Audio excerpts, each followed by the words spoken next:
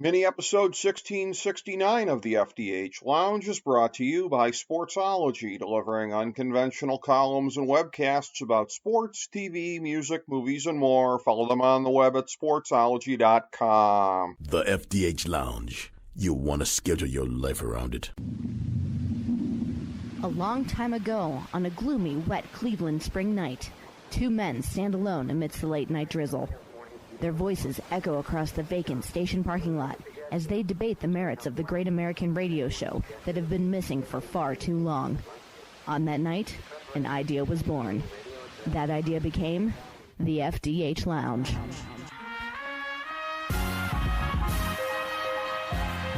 Welcome to the FDH Lounge. Hello, everyone. Welcome to FDH Lounge mini episode 1669. This is FDH Managing Partner Rick Morris here.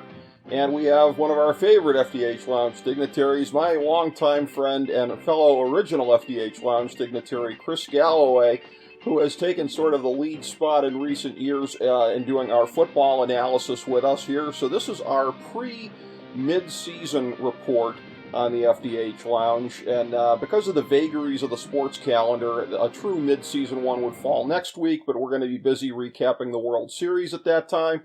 So Chris is coming on prior to NFL Week 9, and it's still late enough in the season here to take a look back and see some of the things that have surprised us, have not surprised us along the way. And I know that one of the things, Chris, to jump right into it, that would never surprise us is dysfunction with the Las Vegas Raiders. And as we're recording this morning, dysfunction hits again like an earthquake. Yeah, Al Davis didn't like what he saw in that last game, clearly, and he just put an end to it. And think about now the Raiders between John Gruden and now McDaniel. He is paying somewhere around $60 to $80 million, depending on the Gruden settlement, for two coaches to not coach his team for the next 4 years. Exactly. And that is really bad cash flow for a guy who, outside of the franchise he owns, is not independently wealthy. Well, what's funny is he had to move to Vegas in the first place because he was cash poor, and it's like he's in Vegas, and like, where's he going to go now? Is he going to move it to the United Arab Emirates? I mean, where can he get more money than he's getting in Vegas? Because he's probably running out of the Vegas money. Although the Dubai Raiders does sound pretty good. It does, and I'm sure they would glom onto the team happily. Here's the funny thing in terms of Freudian slips. You initially said Al Davis, and it's late stage Al Davis. It's latter years Al Davis that Mark Davis is channeling. And it's so funny because when he hired John Gruden, everybody thought, oh, he's learned from the mistakes of his father. No, he's late stage Al Davis, just like, so it's true continuity, basically, from where they were in the 2000s and the 2010s, because you look at this, and all he is and again, you look at his Dumb and Dumber haircut, and it's like, could anybody possibly be as dumb as, as he is dumb looking with that haircut? And clearly he is. Because Mark Davis subscribes to, you mentioned those two names there, the great man theory of history. And that's what Rube owners do when they're not talking about a true great man of history. Like, I go back to the 2000s, and I will say that I could look like a hypocrite for saying this, but I'm identifying a true great man of history. I had the theory at the time, if you're the Browns, I was saying this in mid-2000s, you fly down to Key West, you put $50 million in gold bullion in a suitcase on Jimmy Johnson's lap, and you make him say no. That's when $50 million was still a lot in the NFL. And if you're talking about a Jimmy Johnson, okay. I mean, and my point is there's an exception to every rule. But he looks around at these guys. He looks around at a John Gruden and sees a 24-karat gold genius. Same thing with Josh McDaniels. Versus a team like Houston. They hired a guy in DeMeco Ryans who was a really good defensive first position coach and then coordinator. Houston hired him and said, we think this is a guy that can grow into being a really great head coach. And if you're Mark Davis, you don't do that. You look for the shortcuts. You go sign the wide receiver Adams like they did and throw a ton of money at him regardless of how he fits into the offense and what you have around him. I mean, it's the Vegas mentality right there of just throwing money at all of your problems, being a rube as far as thinking that you're hiring a genius coach and everything like that, when the true lesson of how to do team building is right there in town in the form of the Vegas Golden Knights, who, as I said last year when the Stanley Cup Finals started, it's the most un-Vegas franchise you could ever imagine. They're a team that looks like basically beige wallpaper, but it works because they understand team building. And that is a concept that Mark Davis, like late stage Al Davis, will never grasp. Well, yeah, and I will, just to let, a little bit of Mark Davis off the hook a little bit, he's not the only owner that goes for the big names, the big splash, the coach. We've had Houston went ahead and tried the whole, hey, let's get the Belichick coaches and hire them, right? Yes.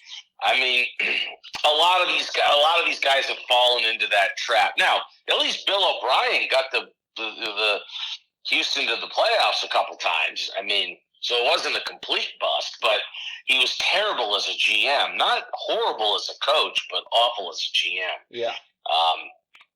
Look, I was never in favor of the Gruden hire.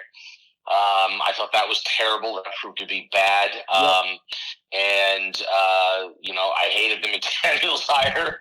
And boom, it's a lot like what I think Kraft is going to deal with in New England now that we're starting to hear the echoes of what I've been saying, which is, it wasn't Belichick, it was Brady.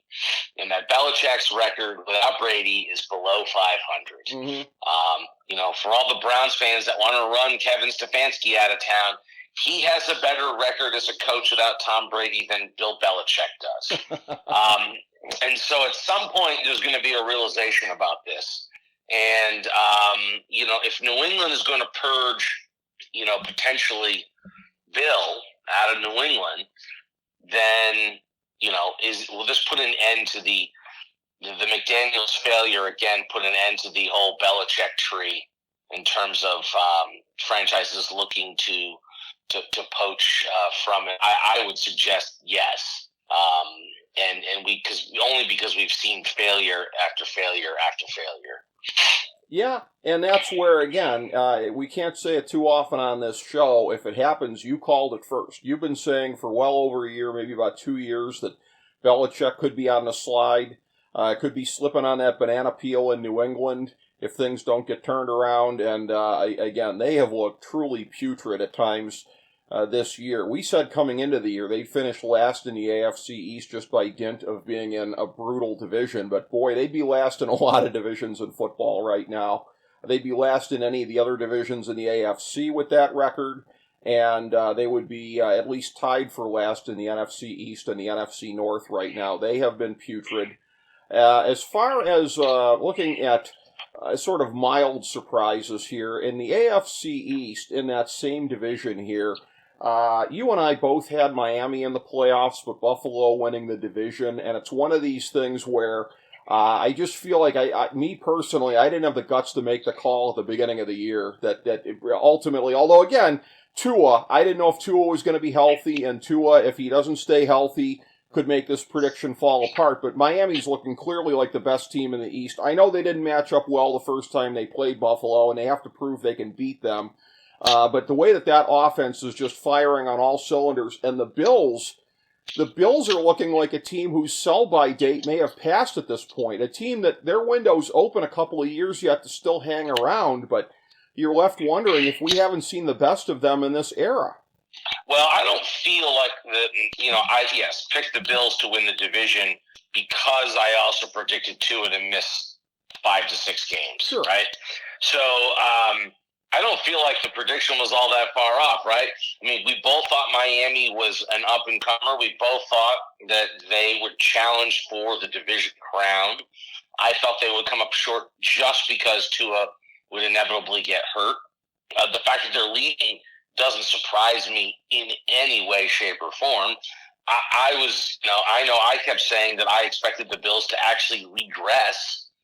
Even though I still expected them to win the division, I expected regression, and then to hold on just because I figured Tua couldn't stay healthy. So it does look like if Tua stays healthy that they are going to run away with that division at this point. Buffalo is struggling. Allen is regressing. They are not who everybody thought they are. And, I mean, right now, they're looking to try to sneak into the playoffs. I think when you project out their second half schedule, you know, they are looking at, the 7 seed or something. You know, they're not looking at some great position to be in. They may end up being the 7 seed. So, their schedule doesn't get easier. And, for me right now in the East, it's playing out really how we thought, right? I mean, the Jets would be in third place competing. Of course, I didn't think it would be without Aaron Rodgers, but right. I'll give them credit. You know, they're 4-3. They have held in there. Yes. And they according to projections right now, they still have a 29% chance of making the playoffs. It's also clear that Aaron Rodgers is doing whatever he can to try to come back this season. And he's not only hinting at it, he's basically saying it. Right. And everyone's like, I can't believe a guy like that age can do this. I'm like, look, we know that there are medical secrets that if you are willing to spend the money, there are ways to improve your healing speed and ability. Yeah. You know, there is a lot of, I don't want to call it dark market, but there's these sort of hyperbolic chambers, specialty infusions at 40,000 feet, like the cyclists used to get with their steroids. There's the infusion of blood from children, and you say, well, how, the what? Yeah, no, that goes on in the world. Yeah. If you're willing to spend, and studies have shown lots of crazy stuff like that is regenerative. It will help you heal quickly. It'll so who knows what he's doing? Is he getting drips in a private plane at 40,000 feet? Is he spending every waking moment getting electrical stimulation on his Achilles and sleeping in a hyperbolic chamber or whatever? Is he getting children blood infusions? I mean, seriously, he's probably doing a lot of that stuff rather than just, quote unquote, doing his rehab. Well, yeah. So, it looks like he may come back, so the Jets may hang on, and who knows? They might still be in it. Well, yeah, exactly. And, healing with blood from children. Wasn't there an extraction place underneath a pizza parlor in Washington, D.C.? I thought I read something about that on the internet somewhere. But I'm sure you did. Yes, no. Yes, you know that I did. But listen, I think Aaron Rodgers proved during the pandemic that he is the player most likely to Lyle Alzado himself. So, I mean, if he wants to go that way, let him go that way. Whatever kind of dark arts are at work here, he is going to be applying that. I'm sure he is applying that. And, in the AFC here... I know you can't meditate your way to a healed Achilles, right? So there's other things afoot. Well, I remember that, Joe Rogan told him to gargle horse piss to get over COVID. I thought I read something about that somewhere. So... there's all kinds of different things here at play. And, again, him and his goofiness, he'll be back in some form or function. And this is the NFL, where you can't necessarily say these things are closely regulated. We're still waiting for the list of what they shot up Patrick Mahomes with at halftime of the Super Bowl last year when he came out in the second half and looked better than he had at any point in the last 6 weeks when he'd been limping around like an old man. So, anything goes, basically. They like to act like it's not the 1970s anymore with the doctors with the hypodermic needles on the sidelines. They like to pretend it's not that, but it is. We know it is. But in looking at the AFC, and the poster child for steroids in the 70s, the Pittsburgh Steelers, the luckiest team in the league still. By the way, it's hilarious that the Thursday night game this week, when you're talking about lucky teams here, you've got Mike Tomlin against white Mike Tomlin when it comes to lucky coaches. But the Steelers are at 4-3. That is a bit of a surprise in this AFC North. And we predicted that the North was going to be brutal. I don't know that we predicted that the favorite, Cincinnati, was going to get off to that rough of a start, but in retrospect, they rushed back Joe Burrow, foolishly so, and it's taken until about this time in the season for him to kind of shake that off and get it going here. Baltimore, I think, has outperformed our expectations. They're looking like a legitimate Super Bowl contender at this point in time. The North is just a very, very brutal battle royal at this point, and probably will be all throughout the season. Yeah, the North is competitive this week. Again, I had Pittsburgh finishing 8-9. I'm sticking with that. Ooh. Their whole, that win over Cleveland was so unlikely. Yeah. In the way that game broke down. They have no offense. I mean, they can't make that thing work. O-line is not great. Pickett is not getting it done. They're 4-3, and I just go, how? But their schedule's not going to be easy down the stretch. And I think that they will, they'll hit the mean in what I expected. I give all the credit to Baltimore. I did not think that the whole Todd Monken, throwing it outside the numbers down the field offense would work. And oh wait, guess what? That's not how they're winning. That's right. They're winning by Lamar Jackson's legs still. But it's working, right? I mean, they just find a way to win. Solid defense. Lamar Jackson makes whatever ridiculous, impossible play that needs to be made to save the 3rd and 14, whatever. They just find a way. And I'll tip my cap to them. I mean, I hate it because it shouldn't be working other than the supernatural ability of that guy to run around a field and make something happen. Yeah. And so they're getting it done, and they are legitimate. They're probably at this point going to win the North because everybody else is currently at 4-3. Cincinnati, to your point, is looking a lot better with Burrow healthy. They're going to surge. And then, you have Cleveland where I expect them to win this week against a Arizona team that is really trying to throw in the towel now. And, then it's Pittsburgh coming to town. So even the Browns with sort of their struggles at quarterback with the 31st ranked quarterback room, you have the number 1 ranked defense and the number 2 ranked special teams, is still finding a way to win some games, right? If Watson can come back, Cleveland is still going to win some games down the stretch. If you look at that schedule, my prediction was 10-7, and I think they're on pace for that, and probably right around the 7 seed, and probably playing your Dolphins in the first round. That was my initial prediction, but I'm reconsidering it. A couple things here. I'm going to go back to Baltimore for a second and then touch on the Browns. Part of our when we do our updates on FantasyDraftHelp.com during the season here, our ultimate statistic, where we're bringing a bunch of different statistics together and basically putting them in a blender here. A couple of the ones that are always very, very useful are off of Pro Football Reference, some of their proprietary stats there as far as the formulas. So we don't know how they come up with it, but they're power ranking formulas, SRS, and then the OSRS and DSRS. They add those together to get the SRS.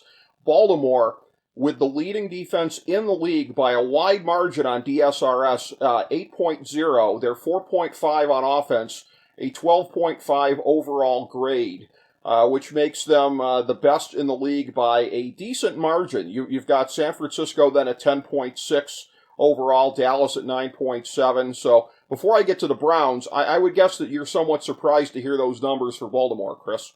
I am, actually. Yeah, very surprised. Yes, but that's what the numbers are showing according to the Pro Football Reference formula. On the Browns, I'm just going to say this, as somebody who I think I had them at 10-7, I think I had them in the 7th seed, I had them losing to in the first round to Miami. Maybe I had them as the 6th seed. I don't remember which, but I had them going out in the first round. So maybe it was losing at Kansas City. I don't remember. But anyways, this is where I think I went wrong on this, and this is where I should know better living in this town, is that you look at it in the off season. I mean, there are 2 different Cleveland Browns scenarios every year. There's the off season and then when the season starts. Unfortunately for the Cleveland Browns, what counts is when the season starts. So you look at everything on paper in the offseason, and I think that's a trap. Because in looking at this again, what Jim Schwartz has done with this defense should be no surprise, because he's one of the best defensive minds in the league, and Joe Woods is one of the very worst.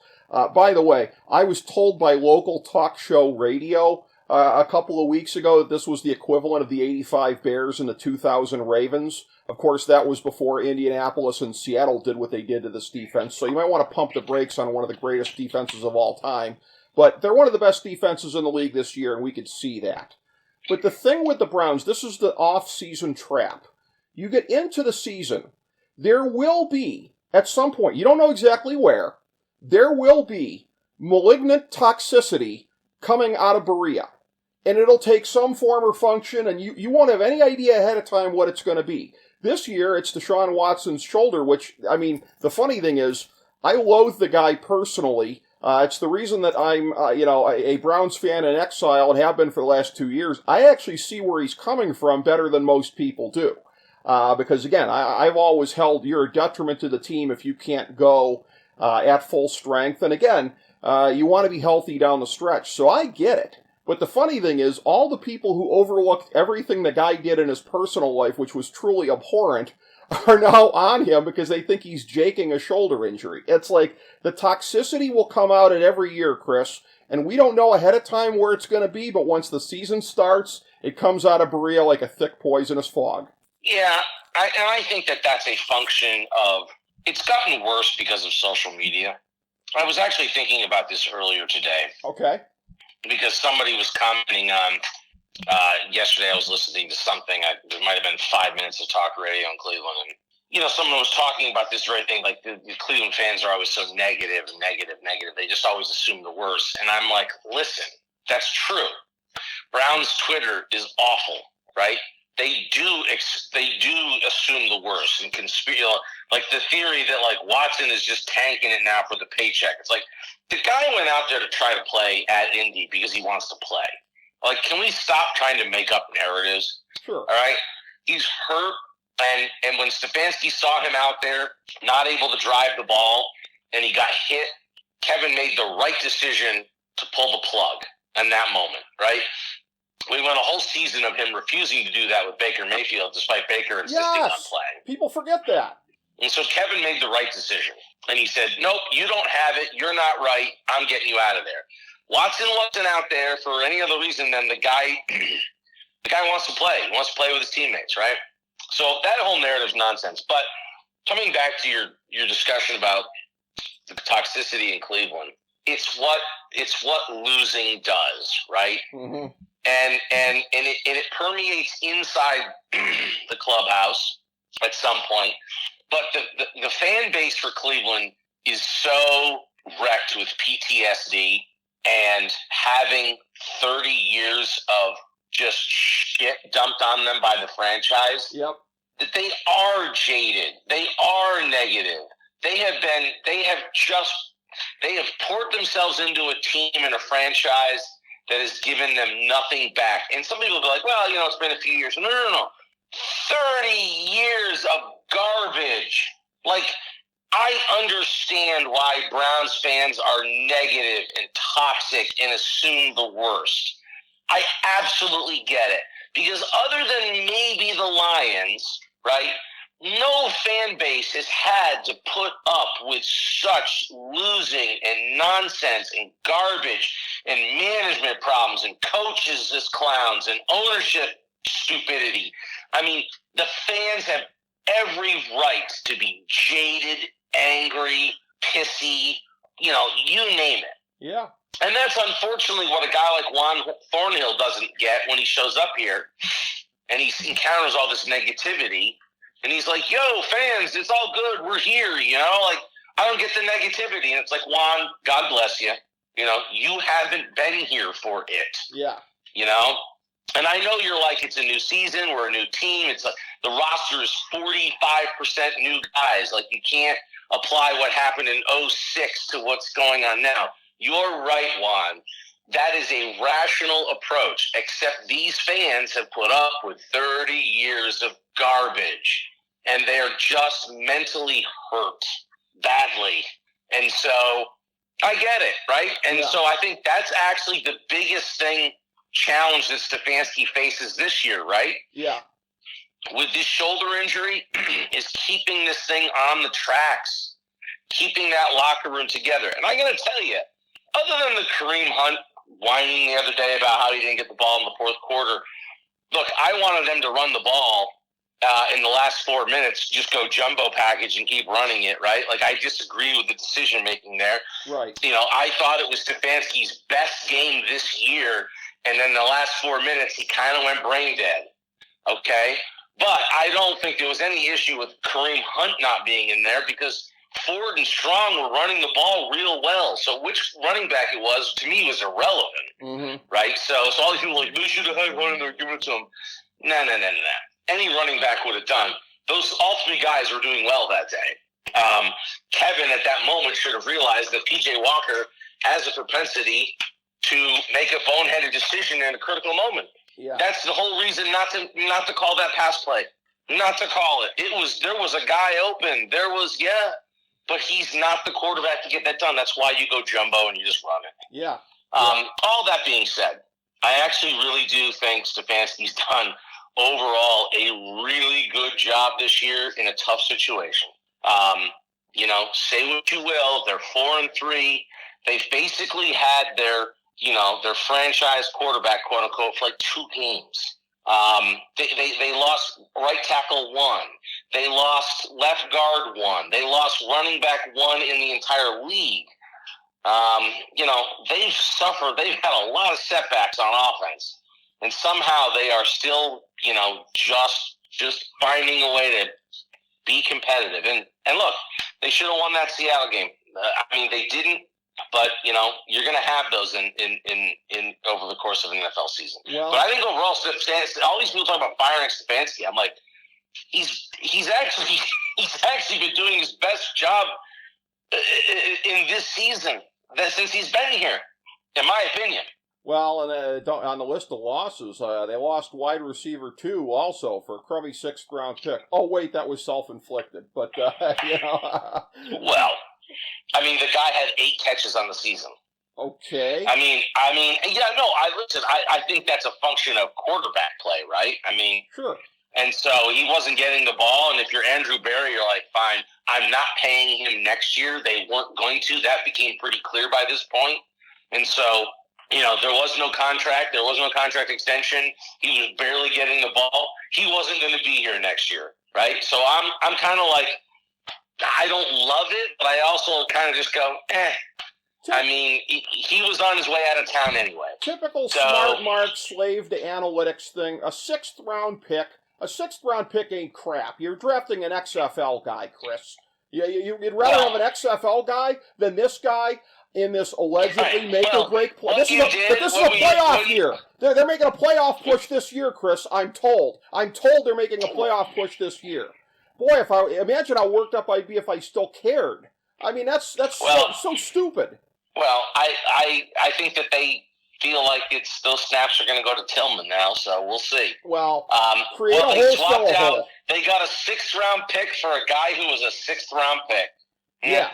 Well, and Andrew Berry gloated for a couple of years about what a great value that was, and all he could get was another 6th round pick for him. Well done. Well, at this point, because he had no numbers for this year, you weren't going to get anything for a guy that there was no new contract after this year. Typical Browns create a hole, fill a hole. They drafted Tillman in the 3rd round when they already had a wide receiver 2. So, you get rid of one and you use a 3rd round pick there. So, I don't know. Well, I will see. There's certainly a lot of people that think Tillman's going to be a better wide receiver than Peoples-Jones. Peoples-Jones had some great moments. There's no doubt. I was a big fan. But whatever the reason, he wasn't producing this year. Oh, and look, and again, I'm a Tennessee honk. I'd like to see Tillman do well personally, but all these things, go back to whenever I tell people that, my 4th favorite season since the Browns came back behind 20, 07, and 02 was last year. Because being free of everything, having it be water off a duck's back, that makes it my 4th favorite season. Because they didn't torture me like they always torture everybody else in town. So, that's what's hilarious about them. You look at the other. Well, and if you look at the Browns' schedule going forward, the sharp projections still say they have a 49.1% chance of making the playoffs. So that's basically a 50% chance of making the playoffs. They're still sitting at. Well, but here's the thing too. I can see that because again, you look at the AFC. And I don't think it's as deep as we necessarily thought it was going to be coming into the season, partially because, again, Rodgers isn't there for the Jets. You and I both thought that the Chargers were at least a little bit fugazi, which they've kind of been. I don't think there have been too many surprises looking collectively at the South and the West, outside of the fact that Kansas City, I think they might have got exposed a little bit in the first game. If Kelsey goes down, and he being part of one of these, of the most nauseating story of the season here, but if he goes down, they are done. Their wide receiver crop might be bottom 5 in the league. They really got exposed in the Thursday night opener. Their OSRS, believe it or not, on Pro Football Reference is 0.9 negative. So it's negative 0.9. Their defense is actually a 5.6 for a 4.7 cumulative rating. If you look at the SRS, they're being carried by their defense. I do think that's going to turn around a bit as we go along here, but the West, I think, is not a surprise with the Chargers being a little fugazi, the other teams being also Rams. Well, I don't think we expected the Broncos to be this bad. No, but even still, they're 3-5 right now, so, I mean, they've been a little bit better recently. In the South, we expected the Jags to win going away, which they are. I said coming into the year, I'm going to take, I don't know if I'll collect my flowers for this one, but at least a few dandelions. I said Houston and Indianapolis at the very least were going to be maybe a little bit better than what people thought, and I think that's bearing through. And I said that without even knowing C.J. Stroud was going to do what he's done early on. So I want to say, I mean, I appear to be very, very wrong about C.J. Stroud, so... You know, I love to take credit when I'm right, and I will acknowledge when I blew it. Because right now, through 7 games, it looks like I was very, very wrong about that young man. He is going to be the real deal. Indianapolis is playing very hard, and they're in just about every game here, and they're doing an awful lot. An OSRS of 7.4, which is remarkable. When you consider that the Chiefs are negative 0.9, and the Colts are 7.4. Well, Steichen has just done a great coaching job there. He really has. He has. They are tremendous. And again, not really. I'm not surprised by the progress that they and Houston are making. I don't expect either one of them to necessarily contend for the playoffs, nor the lucky Titans, but nor the lucky. Well, I got to say, in the last game, though, I mean, you know. Me calling Will Levis Paxton Lynch Part 2. I might be wrong on that one, too.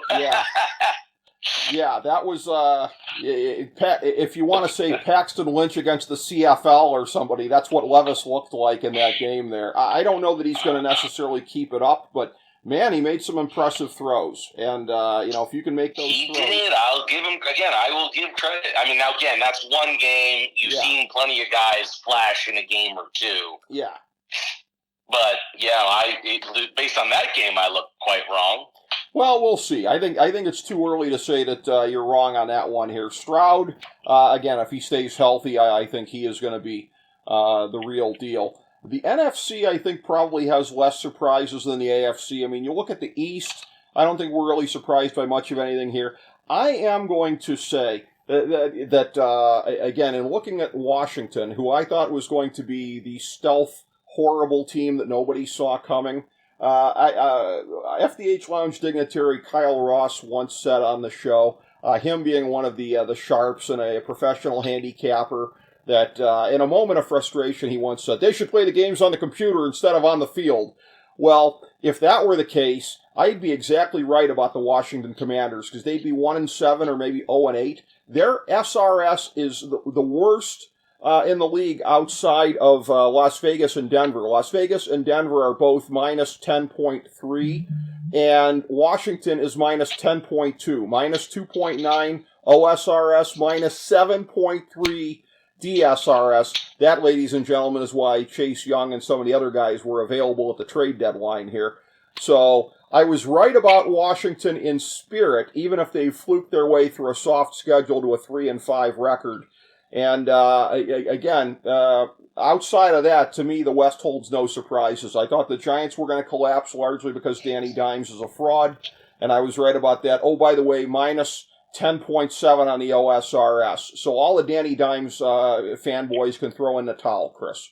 I expect. I mean, look, Phillies is what I thought they would be. Dallas is nipping at their heels, what I thought they'd be. Mm-hmm. The Giants were going to regress big time, which is what I thought, and they have. Mm-hmm. Last year, I just thought was new coach fluke type of stuff. Yep. In Washington was, a team with some talent, but you didn't really believe in that they'd ever put it together. And, not getting into the analytics, I mean, that's what I'm seeing, right? You have one game, they look great, and the next game, you're like, boy, that was garbage. Hot garbage. So yeah. They're just that type of team. So the East is exactly where we thought it would be. So there's no great storyline there. Yeah. The North, heading out west a little bit. I mean, I picked the Lions. Me too. I had, despite some people having the MVP on Justin Fields and some said they would win the division. I had them last. Chicago was last. Good call. So it's that division currently sits exactly how I thought it would go. So I don't. there's not right now a lot in the NFC. I mean, you go to the South, and I picked New Orleans just because they're sitting there at 4-4 with Atlanta. I picked Atlanta just because. Right. I mean, that was the just because division, right? Mm-hmm. Like, I got to pick somebody. Yep. I went New Orleans. You went Atlanta. 8 games in, they're both 4-4. Well, I guess we'll just wait and see how this thing plays out. Right? Well, yeah. I have a feeling by the end of the season, they're both going to be around 8-8. Yeah. And one of them will get in, and I haven't looked at the schedule, but knowing them, they play in the last week or something. Probably. And you look. I think the only surprise for me is out west with Seattle leading that division, but I had them second, so it's not exactly like shocking. Yeah. They got lucky that Cleveland handed them that game. Otherwise, they are in second place. Yeah. San Francisco's going through a rough patch right now. I mean, I still think they're the best team in that division, and it'll even itself out, and they'll still end up winning it. Yeah, and the Rams are going through a tough stretch too, but overall, it's weird to say about a 3-5 team, but they've looked a little better than the people thought that they'd look, and so I think they have. I've been impressed by the Rams. I mean, there's not a lot of quit there. No. I was curious what would happen yesterday going into the trade deadline. They don't look like they're a playoff team, right? Would there be a fire sale of some players, and they didn't move anybody. Right. So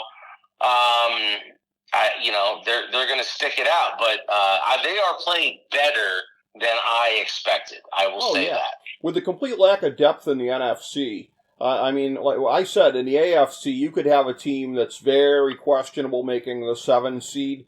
There is a team that will be very questionable as the number 7 seed in the NFC. That's almost a guarantee, and why can't the Rams be that team with the issues that they still have? Going back to a couple of teams here, I'm going to, back in the North, I'm going to take my fall here on the Bears. I was a little bit of a hipster. I picked them to be that questionable team making the 7 seed in the NFC. I was wrong about that. Not as wrong as, I'll twist the knife here, FDH Lounge dignitary John Adams, who picked them as a stealth Super Bowl pick. So I was wrong.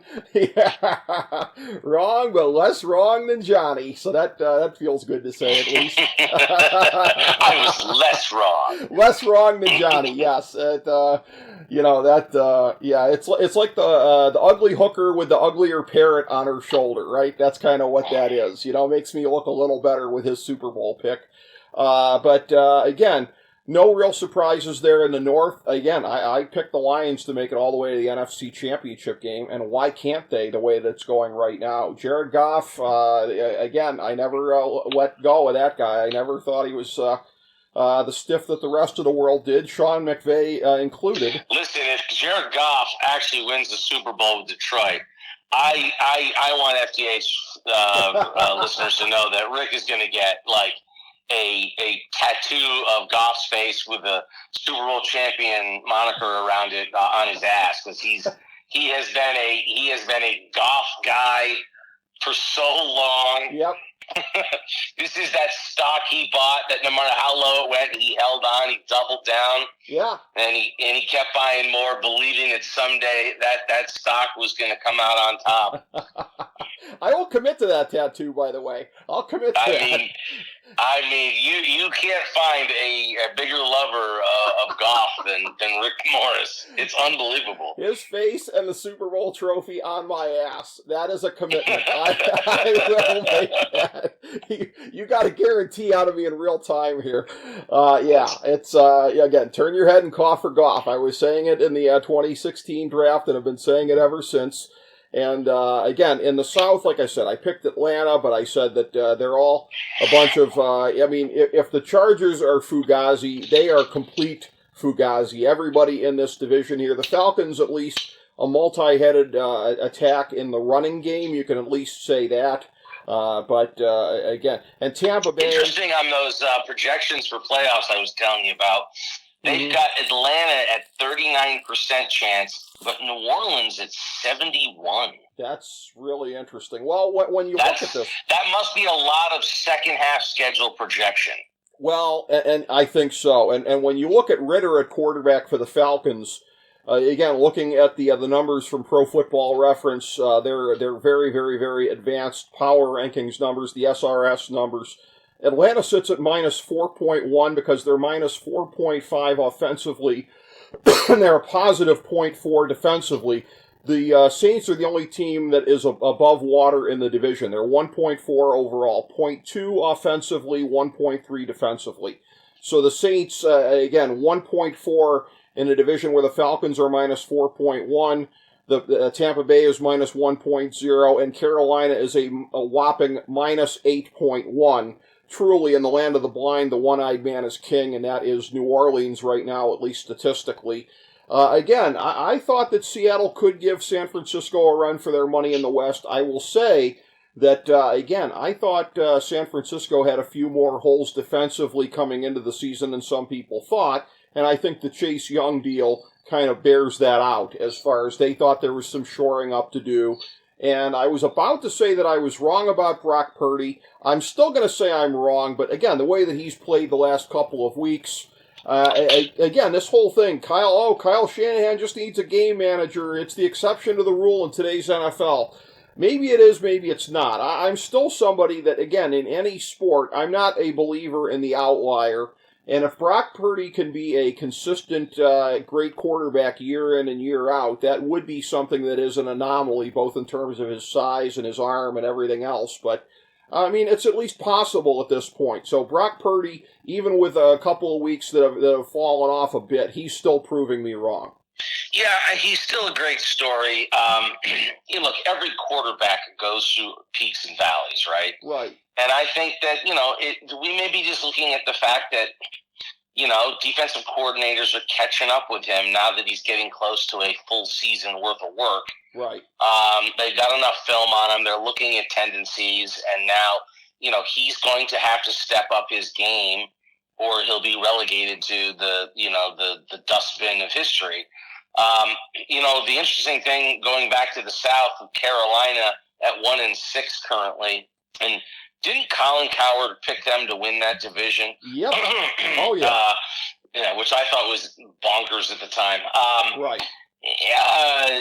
Here's one for you. Mm-hmm. Let's say Carolina bottoms out with 2 wins, and they're sitting there at the number 1 pick. Or do they not have it anymore? I was going to say, did they take? Or did they give it away to get Bryce Young? I think so. I think Chicago's got it actually. I was going to say, because if they have the number 1 pick, do they take Do they take May out of Carolina? Oh, do they give up? Do they give up on Bryce Young? Look, take the local guy. I know you're a UNC honk, Chris, but if they give up on him for anybody, it'll be Williams out of USC. It's not going to be me. And you are right. It's got to be Chicago has the pick. Yeah. So that's a moot point. I was just sitting there thinking about it, going, "Well, now wait a minute. They got a guy sitting there that's coming out that a lot of people think as the season rolls along, his stock is rising, and would he go ahead of Caleb Williams?"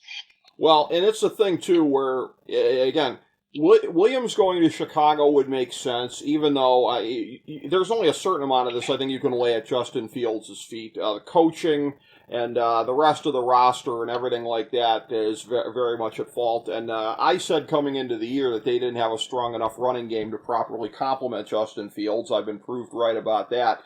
But again, Williams is one of these guys where, again, I am not a fan of taking a guy if you've already got a guy, but they're at a position. But there are few teams in the league, I think, where I would advocate passing on Williams or trading out of the position. It's one of these things where, in talking to FDH Lounge dignitary Ben Chu about basketball, as I do quite a lot on and off the air, like in the NBA, right? Like if you already had a center, I mean, unless it's somebody like Embiid, and maybe even if it is somebody like Embiid, you're still taking Wemby with the first pick this past year. I mean, the NBA is different, right? Because you've got like one or two or three real potential franchise guys in a lot of these drafts. Sometimes not even that. But like if the unicorn is there, you take them.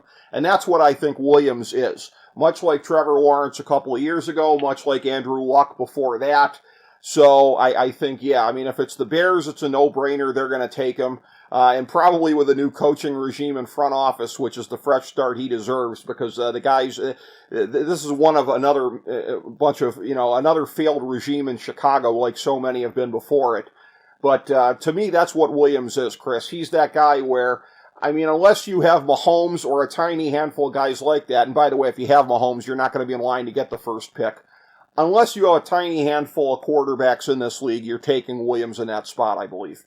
Yeah, no, not to get us off on a draft tangent, because there'll be plenty of time for that. Sure. But no, it makes sense. I mean, we know the squads out there that even if they have a young quarterback they've recently drafted, you're going to have to make a quick decision. I mean, you're Arizona, you're Chicago.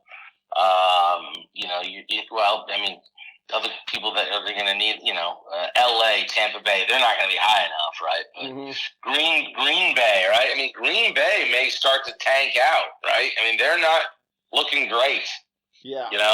They're sitting at 2-5 right now. They are definitely, looking like they could be in the top 5 and in play for one of these top quarterbacks when it's all said and done, if they continue on their current trajectory. So, to your point, I mean, yeah.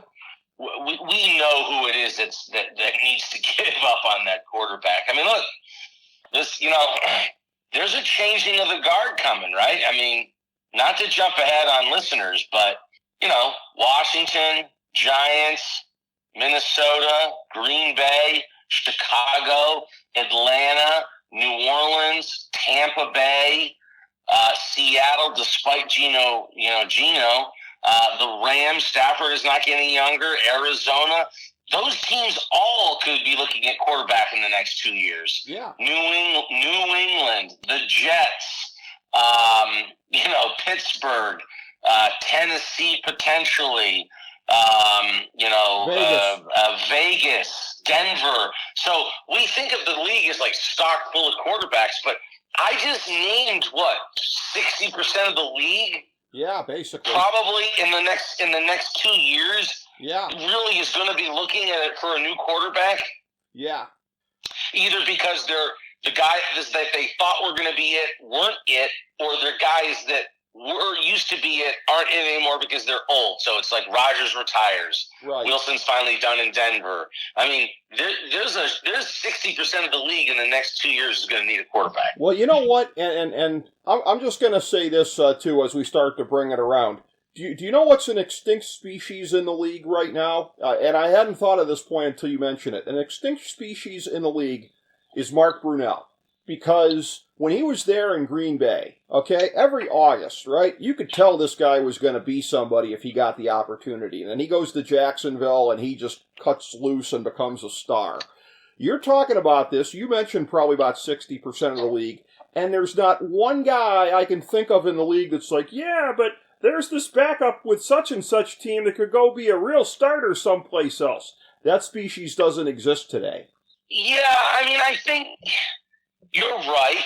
You're right, and I think a lot of that has to do with how teams have failed to develop backups. Yes. Right? I mean, that was Brett Favre. That was, and there was a lot of guys that were like that. Right. Steve Young is another one. Mark Brunell. I mean, there were a lot of them. There are a few guys out there that intrigue me around the league, but we don't feel like we know as much as I think like we used to, right? Like when we would look at these guys, and maybe that's a function because no one plays in preseason, no one, it's like the backup gets no reps all week, so we never really see development. I don't know. It's like, on the one hand, the quarterback play doesn't seem like it's ever been better, but it also, in some ways, that as a collective hasn't been worse, right? Yeah. And that's an interesting point, though. And if you're saying, and you might be right, that we just don't know as much about these guys, that blows my mind, because Mark Brunell, that was essentially pre-internet age, mid to late 90s. And yet we all felt like we knew enough about the guy, like, man, if that guy just goes somewhere, and I don't remember if it was the expansion draft, I think it was. When he went there. And it's just like, you would think today, right? Because it's like, it's hard for anything to be under the radar today with the internet and social media and everything like that. So, it's like, you would think if there's this great sleeper on somebody's roster, we'd all be talking about him. And that just doesn't exist. No, I mean, I can't disagree with you by and large. I mean, you're right. There isn't some great sleeper. I mean, if he wasn't on Cleveland, and I know he had a bad game, but I mean, I was always intrigued by DTR coming out of UCLA. Sure. Because he played a lot of football. Second hardest thrower in terms of velocity of football in the last 14 years, second only to Mahomes. DTR. Yeah. There was some traits there that I kept being intrigued by, like this guy could be a mid-round steal for some team. And then, of course, the Browns took him, and I was like, whoa. But again, we don't know anything, right? What we saw of him was a guy who did not practice all week, and then at 10:30 before he played the Ravens was told you're starting. Right. Well, and so he looked accordingly. Mm-hmm. You're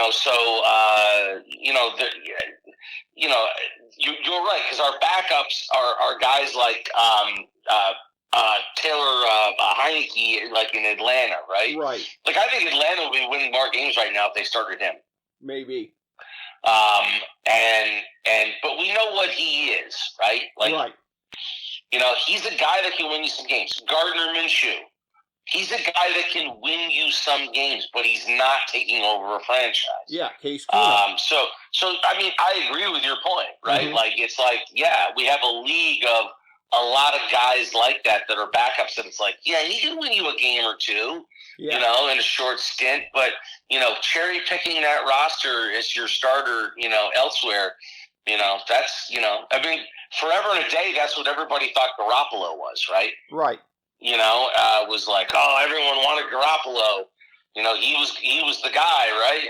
And even Belichick wanted him. He wanted to get rid of Brady. Sure. And now that's been proven to, not be the case. Oh, exactly. I mean, about as good as it gets right now is probably, I would say, in Miami, because with Mike White being there, if Tua went down tomorrow, I think they'd still make the playoffs with the rest of that offense, but they're not a Super Bowl team anymore, versus they can be a Super Bowl team if they have Tua.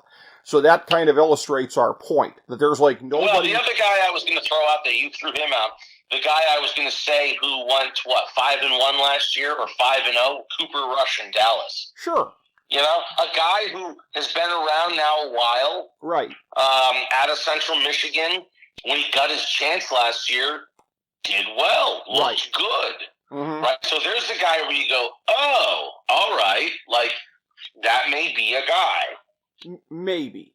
But it's like... Well, yeah. Maybe. Exactly right. And that's the thing. Like, when I say that Mark Brunell doesn't exist anymore, it's like most of the guys we're talking about, their ceiling seems to be short-term patch, or we can get you 75 to 80% as far as you were going to go with the other guy. And if you're a Super Bowl contender, that means you're not going to the Super Bowl with that guy. So, you know, that's an interesting comment here on the state of affairs with the NFL. And again, looks to be a good quarterback class coming out next year and potentially the year after. But, I mean, nothing revolutionary, nothing that's going to fill all of these spots at one point in time. So, yeah, there's still going to be issues here in a lot of places. And with the quarterback spot being so central, I'll go back to what I said at the beginning of the year here. I'm not going to change the pick that I made preseason here of Philadelphia over Kansas City in the Super Bowl, just because, like I said, Kansas City has looked a little bit shakier offensively, largely because of their shite wide receiving core, but they're going to have the softest schedule of any of the AFC contenders the rest of the way here, with all the divisional games that they've got.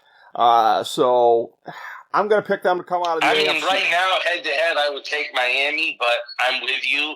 I mean, you and I had the same prediction. Yeah. Was Philly over Kansas City. So yeah. I'm not prepared to change that either, although right now I find like I feel like Miami might be the better choice there right now. Could be.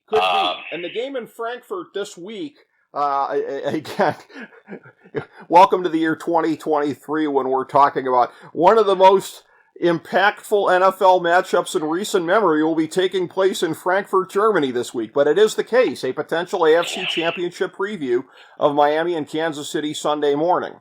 So that will be pretty wild stuff, I'll tell you that. It is. And those fans there, and it was funny to see Valdez-Scantling bitching about it. Oh, this sucks that we got to go over there. But it's like, well, the guy wouldn't be making his overpriced salary if it wasn't for the overseas markets and everything like that, helping to inflate the salary of a bum like him. So, you know, that's where the money comes from, Chris. You know, it's like, you don't get to bitch about it when you're a beneficiary of where the money comes from.